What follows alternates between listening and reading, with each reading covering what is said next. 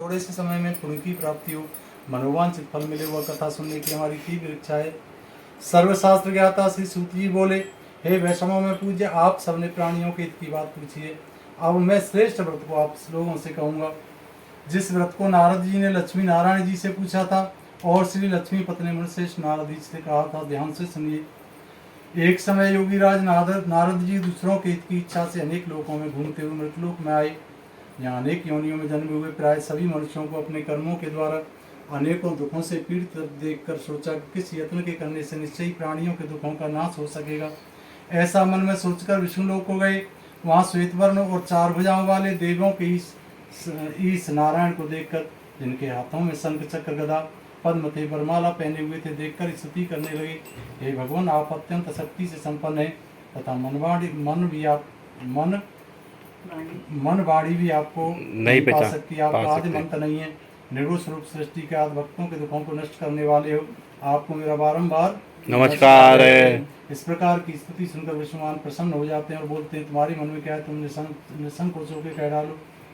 तब नारद बोले, मृतलोक में सब मनुष्य जो अनेक योनियों में पैदा हुए हैं, अपने अपने कर्मों के द्वारा अनेक प्रकार के दुखों से दुखी हो रहे हैं। हे नाथ, मुझ पर दया रखते हो तो बतलाइए, उन मनुष्यों के थोड़े से कर्मों के द्वारा दुखों से दूर कैसे हो सकते हैं। भगवान जी बोले, मनुष्य लगा लो, तुम भी लगा लो बेटी। भगवान जी बोले, नारद, मनुष्यों की भलाई के लिए तुमने बहुत अच्छी बात पूछी है। जिस काम के करने से मनुष्य मोह से छूट जाता है, वह मैं कहता हूँ सुनो। बहुत पुण्य देने वाला सुरता मतलब दोनों में दुर्लभ एक ही उत्तम व्रत है। आज मैं प्रेम बस होकर तुमसे कहता हूँ, सत्यनारायण का व्रत अच्छी तरह विधि पूर्वक करके मनुष्य आयु पर्यंत सुख भोग कर मरने पर मोक्ष को प्राप्त हो जाता है। श्री भगवान के वचन सुनकर नारद बोले, उस व्रत का क्या फल है, क्या विधान है, किसने किया, किस दिन करना चाहिए, विस्तार से कहिए। भगवान बोले, सुख दुख आदि को दूर करने वाला, धन धान्य को बढ़ाने वाला तथा सौभाग्य और संतान को देने वाला व्रत, सभी स्थानों पर विजयी कराने वाला, भक्ति भाव से किसी भी दिन श्रद्धा के साथ मनुष्य श्री सत्यनारायण की प्रातः काल या शाम के समय ब्राह्मण बंधुओं के साथ धर्म परायण होकर पूजा कराए। भक्ति भाव से नैवेद्य केले का फल, घी, दूध, गेहूं का चूर्ण, सवाया ले, गेहूं के भाव में 60 का चूर्ण ले सकता है, शक्कर ले, गुड़ ले, भक्षण योग पदार्थ जमा करके भगवान के अर्पण कर दे तथा बंधुओं को ब्राह्मणों सहित भोजन कराए। पश्चात स्वयं भोजन करे, नृत्य गीत आदि का आचरण कर सत्यनारायण भगवान का स्मरण करता हुआ समय व्यतीत करे। इस तरह व्रत करने पर मनुष्य की इच्छा निश्चय पूर्ण होती है। विशेषकर कलकाल में भूमि पर यही मोक्ष का सरल उपाय है। इस श्री सत्यनारायण व्रतो कथा प्रथमो श्रीमन नारायण नारायण नारायण नारायण नारायण नारायण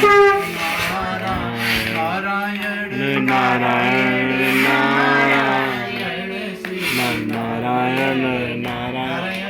नारायण लक्ष्मी नारायण नारायण नारायण। बोलो सत्यनारायण भगवान की लक्ष्मी जय भगवान की जय। द्वितीय हरिओम तत्सत ऋषि बोले, जिसने पहले समय में इस व्रत को किया उसका इतिहास कहता हूँ, ध्यान से सुनिए।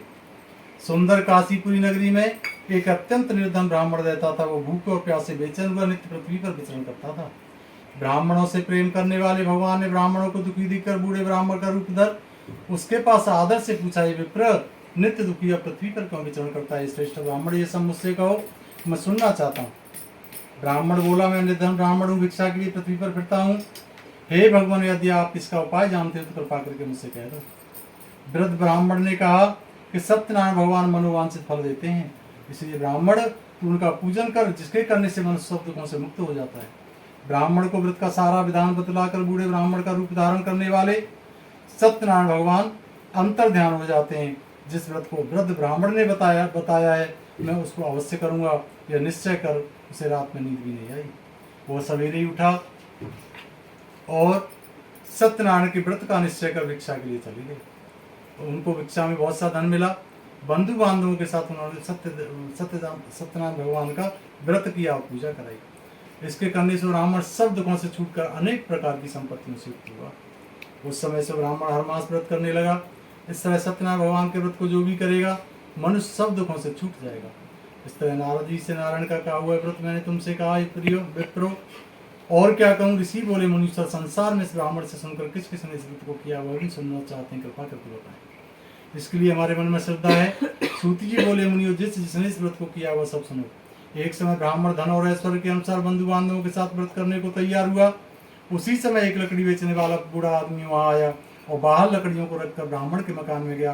प्यास से दुखी लकड़हारा उनको व्रत करते देखकर और ब्राह्मण को नमस्कार कर कहने लगा, ये आप क्या कर रहे हैं, इसके करने से क्या फल मिलता है, कृपा करके मुझे बता दीजिए। ब्राह्मण ने कहा, सब मनोकामनाओं को पूर्ण करने वाले सत्यनारायण भगवान का व्रत है, इसकी ही कृपा से मेरे यहाँ धन धान्य आदि की वृद्धि हुई है। ब्राह्मण से इस व्रत के बारे में जानकर लकड़हारा बहुत प्रसन्न हुआ। चरणामृत ले प्रसाद ग्रहण करने के बाद अपने घर को गया। लकड़हारे ने मन में इस प्रकार का संकल्प किया कि आज नगरी में लकड़ी बेचने से जो भी मुझे धन की प्राप्ति होगी, उसी से मैं सत्यदेव का उत्तम व्रत अवश्य करूंगा। यह मन में विचार कर बूढ़ा आदमी लकड़ियां अपने सिर पर रख कर जिस नगर में धनवान लोग रहते थे ऐसे सुंदर नगर में गया। उस रोज वहां लकड़ियों का दाम पहले दिनों से चौगुना मिला। तब बूढ़ा लकड़हारा दाम ले प्रसन्न हो पक्के केले की फली, शक्कर, घी, दूध, दही, गेहूं का आटा इत्यादि सत्यनारायण भगवान की व्रत की कुल सामग्रियों को लेकर अपने घर गया। फिर अपने भाइयों को बुलाकर विधि के साथ भगवान जी का पूजन कराया और व्रत किया। उस व्रत के प्रभाव से बूढ़ा लकड़हारा धन पुत्र आदि से युक्त हुआ और संसार के समस्त सुख भोग कर अंत में वैकुंठ धाम को चला गया। इस श्री सत्यनारायण व्रत कथा द्वितीय। नारायण नारायण नारायण श्रीमन नारायण नारायण। तृतीय। सूत जी बोले, श्रेष्ठ मुनियों, अब आगे की कथा कहता हूँ सुनो। प्रजापालन में लीन तुंगध्वज नाम का एक राजा था। उनका नाम का राजा बुद्धिमान राजा था। वो सत्य बोलता था, जितेंद्रिय, प्रतिदिन देव स्थानों पर जाता था और गरीबों को धन देकर उनके कष्ट दूर किया करता था। उसकी पत्नी कमल के समान मुखवाली सती साध्वी भद्रशिला नदी के तट पर दोनों ने सत्यदेव का उत्तम व्रत किया। उस समय वहाँ एक साधु वैश्य आया। उसके पास व्यापार के लिए बहुत सा धन था। वह नाव को किनारे पर ठहरा कर राजा के पास गया।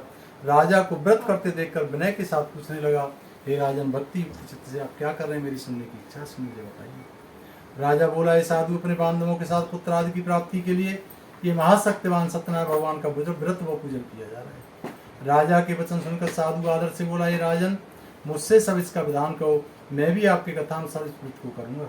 मेरी भी कोई संतान नहीं है और इससे निश्चय होगी। राजा से सब विधान सुन व्यापार से निवृत्त और आनंद के साथ घर गया। साधु ने अपनी स्त्री से संतान देने वाले इस व्रत का समाचार सुनाया और कहा, जब मेरी संतान होगी तब मैं इस व्रत को अवश्य करूंगा। साधु ने ऐसे वचन अपनी स्त्री लीलावती से कहा। सत्यनारायण की कृपा से उनके यहाँ 10वें महीने में एक सुंदर कन्या का जन्म होता है।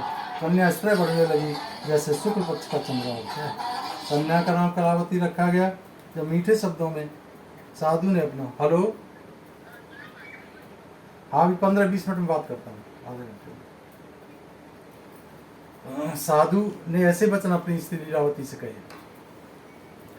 जैसे शुक्ल पक्ष का चंद्रमा बढ़ता है। कन्या का नाम कलावती रखा गया।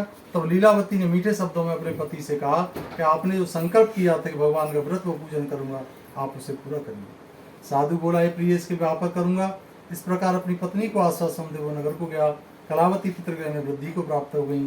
साधु ने जब नगर में सखियों के साथ अपनी पुत्री को देखा तो तुरंत दूत बुलाकर कहा कि पुत्री के वास्ते कोई सुयोग्य वर देख कर लाओ। साधु की आज्ञा पाकर दूत कंचन नगर पहुंचे।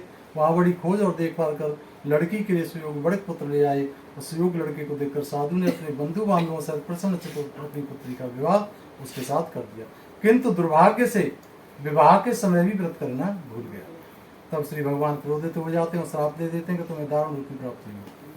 अपने कार्य में कुशल साधु बनिया जमाता सहित समुद्र के समीप स्थित रतनपुर नगर में गया। वहां दोनों ससुर जमाई चंद्रकेतु राजा के नगर में व्यापार करने लगे। एक रोज भगवान नारायण की कृपा से प्रेरित चोर राजा का धन चुरा कर जा रहा था। किंतु राजा के दूतों को आता देखकर चोर ने घबरा कर भागते हुए राजा के धन को वहीं चुपचाप रख दिया जहाँ ससुर जमाई ठहरे।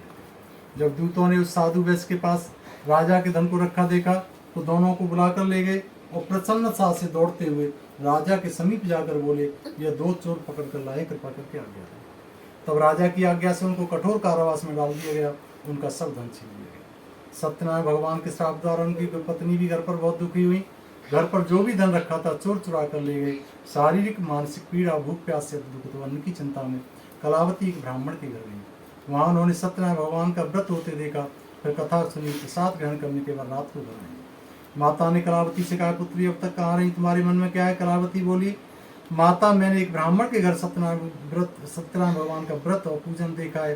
कन्या के वचन सुनकर लीलावती को स्मरण हुआ और पूजन की तैयारी करने लगी। लीलावती ने परिवार और बंधुओं सहित श्री सत्यनारायण भगवान का पूजन कराया और सत्यनारायण भगवान की कथा सुनी और वर मांगा कि मेरे पति और दामाद शीघ्र आ जाएं। साथ ही प्रार्थना की, हम सबका अपराध क्षमा कर दीजिए प्रभु। सत्यनारायण भगवान इस व्रत से संतुष्ट हो जाते हैं और राजा चंद्रकेतु को सपन में दर्शन देते हैं। दोनों वैश्यों को प्रार्थना ही छोड़ दो, नहीं तो मैं तुम्हारा धन और पुत्र धान्य सब नष्ट कर दूंगा। राजा से ऐसे वचन कहकर भगवान अंतर ध्यान हो जाते हैं। प्रातः काल राजा चंद्रकेतु ने सभा में अपना स्वप्न सुनाया। फिर दोनों बड़े पुत्रों को कैद से मुक्त कर सभा में बुलाया। दोनों ने आते ही राजा को नमस्कार किया। राजा मीठे वचनों से बोला, हे महान भावो, भावी बस ऐसा कठिन दुख आप लोगों को प्राप्त हुआ है, अब तुम्हें कोई भय नहीं है। ऐसा कहकर राजा ने उनको नए नए वस्त्राभूषण पहनाए। जितना उनका धन लिया था उससे दुगुना देकर उनको आदर के साथ विदा किया। दोनों वैसे अपने घर को चल दिए। श्री सत्यनारायण की कथा तृतीय। श्रीमन नारायण नारायण नारायण भजमन नारायण नारायण नारायण नारायण। सूत जी बोले, वैश्य ने मंगलाचार करके यात्रा आरंभ की और अपने नगर को चला। उनके थोड़ी दूर निकलने पर दंडी वेशधारी सत्यनारायण को उनसे पूछा, ये साधु तेरी नाम में क्या है? अभिमानी बणक हंसता हुआ बोला, क्यों? धन लेने की इच्छा है? मेरी नाम में तो बेल पत्ते भरे हुए हैं। वैश्य का कठोर और झूठ वचन सुनकर भगवान ने कहा, तुम्हारा ही वचन सत्य होगा। दंडी ऐसा कहकर वहां से दूर चले गई और कुछ दूर जाकर समुद्र के किनारे बैठ गए। दंडी के जाने पर वैश्य ने नित्य क्रिया करने के बाद नाव को ऊंची ऊंची देखा, आश्चर्य किया। नाव में बेल पत्ते देख मूर्छित हो जमीन पर गिर पड़ा। फिर मूर्छा खुलने पर अत्यंत शोक प्रकट करने लगा। तब उसका दामाद बोला कि आप शोक न करें, यह दंडी का श्राप है, अतः उनकी शरण में चलना चाहिए, तभी हमारी मनोकामना पूर्ण होगी। दामाद के वचन सुनकर साधु बड़े दंडी के पास पहुंचे और अत्यंत भक्ति भाव से नमस्कार करके बोले, हे भगवान, आपकी माया से मोहित ब्रह्मा भी आपके रूप को नहीं जानते, तब मैं कैसे जान सकता हूँ? अज्ञानी हूँ। आप प्रसन्न हो जाइए, सामर्थ्य के अनुसार मैं आपकी अवश्य पूजा करूंगा। मेरी रक्षा करिए और पहले के समान नौका में धन भर दीजिए। उसके भक्ति युक्त वचन सुनकर भगवान प्रसन्न हो जाते हैं और इच्छा अनुसार वर देकर अंतर ध्यान हो जाते हैं। तब उन्होंने नाव पर आकर देखा कि नाव धन दान से परिपूर्ण है। भगवान सत्यनारायण का पूजन कर साथियों सहित अपने नगर को चला। जब अपने नगर के निकट पहुंचा तो दूत को घर भेजा। दूत ने साधु के घर जा उसकी स्त्री को नमस्कार कर कहा कि साधु अपने दामाद सहित उस नगर के समीप आ चुके हैं। ऐसा वचन सुन साधु की स्त्री बड़े हर्ष के साथ सत्यदेव का पूजन कर पुत्री से कहा, मैं अपने पति के दर्शन को जाती हूँ, तो कार्य पूर्ण करके ही आना। माता के ऐसे वचन सुनकर कलावती प्रसाद छोड़कर पति के पास चली गई। प्रसाद की अवज्ञा के कारण सत्यदेव रुष्ट हो जाते हैं। उसके पति को नाव से पानी में डुबो देते हैं। कलावती अपने पति को न देखकर रोती हुई जमीन पर गिर गई। इस नौका को डूबा हुआ कन्या को रोता देख साधु बहुत दुखी हुआ और प्रभु से प्रार्थना करने लगा, मेरे परिवार से जो भी भूल हुई है उसको क्षमा कर दीजिए। उसके दीन वचन सुनकर सत्यदेव प्रसन्न हो जाते हैं और आकाशवाणी द्वारा बोलते हैं, तेरी कन्या मेरे प्रसाद को छोड़कर आई है, इसलिए इसका पति अदृश्य हुआ है। यदि वह घर जाकर प्रसाद ग्रहण करेगी तो इसको पति अवश्य मिलेगा। ऐसी आकाशवाणी सुनकर कलावती ने घर जाकर प्रसाद ग्रहण किया, फिर आकर पति के दर्शन किए। तत्पश्चात बंधु बांधवों सहित सत्यदेव का विधि पूर्वक पूजन कराया। उस दिन से प्रत्येक पूर्णिमा को सत्यनारायण भगवान का पूजन विधित करने लगा। इस लोक का सुख भोग कर अंत में स्वर्ग लोक हो गया। सत्यनारायण ऋतु कथा चतुर्थ। श्रीमन नारायण नारायण नारायण भजमन नारायण नारायण नारायण नारायण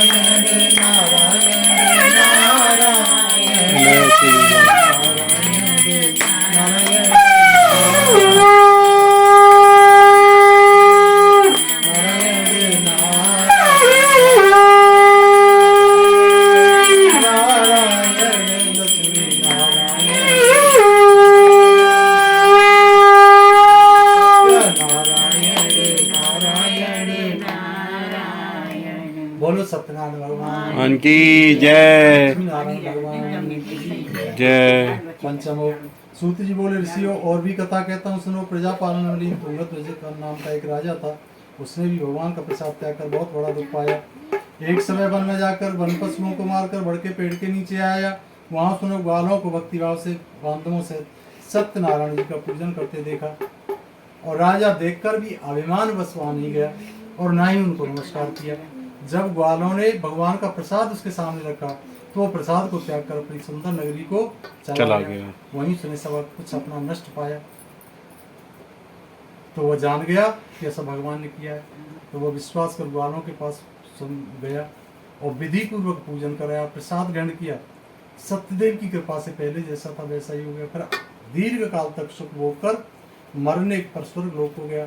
जो मनुष्य इस परम दुर्लभ व्रत को करेगा, भगवान की कृपा से उसे धनदान की प्राप्ति होगी तथा सब मनोरथ पूर्ण होकर अंत में वैकुंठ धाम को जाएगा। जिन्होंने पहले इस व्रत को किया, दूसरे जन्म के वृतांत सुनाता हूँ। वृद्ध सतानंद ब्राह्मण ने सुदामा का जन्म लेकर मोक्ष को पाया था। उल्का मुख नाम का राजा दशरथ होकर वैकुंठ को प्राप्त हुआ था। साधु नाम के वैश्य ने मोरध्वज बनकर अपने पुत्र को आले से चीरकर मोक्ष को प्राप्त किया था। महाराज तुंगध्वज ने स्वयं होकर भगवान में भक्ति युक्त कर्म कर मोक्ष को प्राप्त किया था। सत्यनारायण कथा पंचमो श्रीमन नारायण नारायण नारायण नारायण नारायण